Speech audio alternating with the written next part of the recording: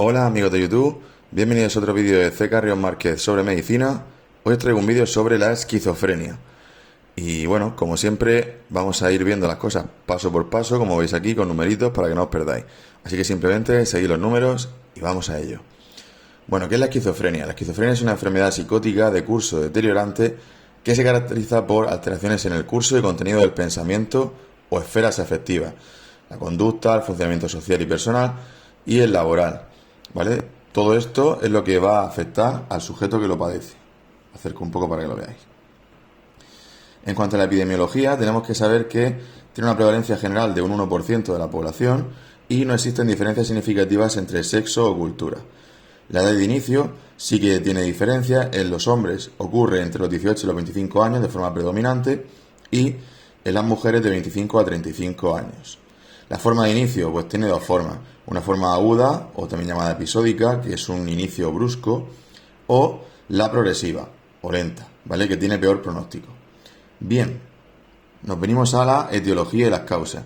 Pues, ¿qué causas son? Pues la mayoría de causas son desconocidas, pero existen unos factores que se presuponen como desencadenantes de este tipo de patología, como es los factores genéticos, las dificultades obstétricas, es decir, el sufrimiento fetal, alteraciones neurobioquímicas, como por ejemplo la hipótesis dopaminérgica y la alteración de la serotonina, alteraciones en el neurodesarrollo, que es la más aceptada, por defectos de madurez cerebral, y infecciosas intrauterinas. Por ejemplo, se ha visto que existe un alto porcentaje, o mayor porcentaje, mejor dicho, de los nacidos en invierno, y también el estrés.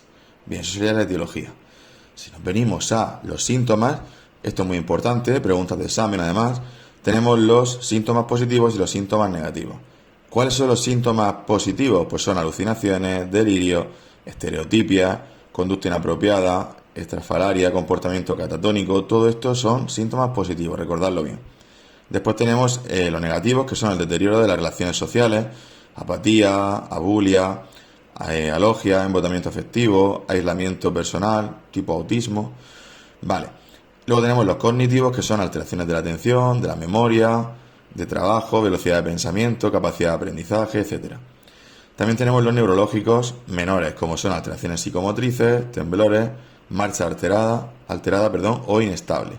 Y todo esto nos lleva a que hay una serie de síntomas más importantes en el diagnóstico, como son la alteración de contacto con la realidad, es decir, la alteración del yo, pierden totalmente el contacto con la realidad, alteración del lenguaje y pensamiento, esto es lo más característico, alteración perceptiva, pues por ejemplo lo más frecuente son las alteraciones auditivas, escuchan voces, generalmente con contenido agresivo hacia ellos mismos, ¿vale? Tenemos voces de conducta, es decir, haz esto, haz lo otro, o voces peyorativas, en plan de eres un inútil, no vales para nada, o voces imperativas, en plan de mátate, salta por un balcón, en fin, cosas de ese tipo.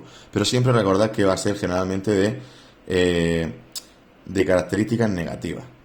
Bien, alteraciones de la afectividad, alteraciones psicomotoras, alteraciones de la concentración, una disminución de la atención y escasa o nula conciencia de enfermedad. Esto es muy típico, ninguna persona con esquizofrenia en una primera instancia quiere tratarse porque para ellos mismos está bien. Bien, la clasificación, pues tenemos varios tipos. Tenemos la esquizofrenia simple, ¿vale? Que predominan los síntomas negativos, tiene un mal pronóstico y es poco frecuente. Después tenemos la residual, con un primer episodio agudo, con síntomas positivos y síntomas negativos. Puede darse cualquiera de los dos.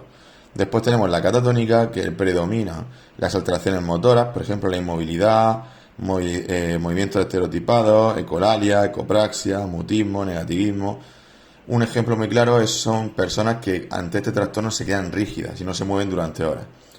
Bien, la hebefrénica o desorganizada, pues tenemos pérdida de contacto con la realidad, un aumento de los síntomas negativos, una disminución de las actividades habituales que venía haciendo por el camino, un inicio progresivo, generalmente empieza en la adolescencia, y un peor pronóstico, porque no responde bien a los tratamientos. Eso significa tratamientos ok, tachado.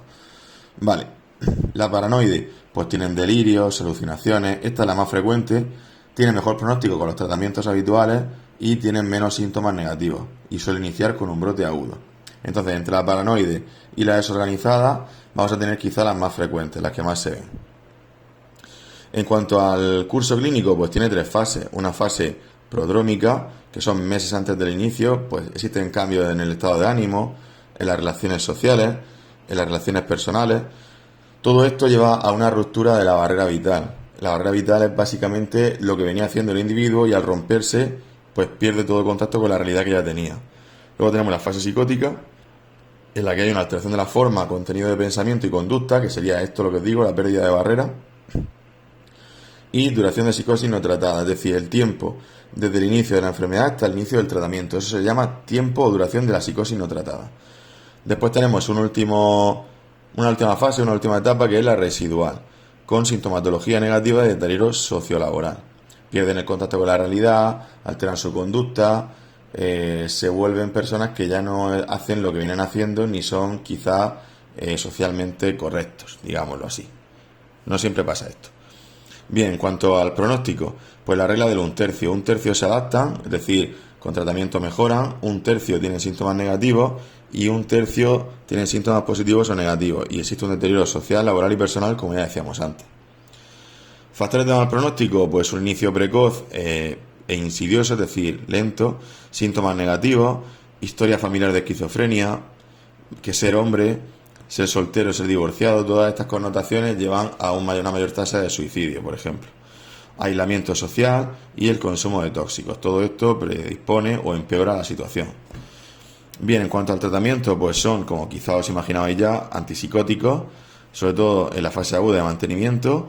La terapia electroconvulsiva, pues en fases catatónicas, en tipo catatónico, en las que resisten a fármacos y en síntomas depresivos. Y la psicoterapia, es decir, apoyo y darle conciencia de la enfermedad a ese enfermo.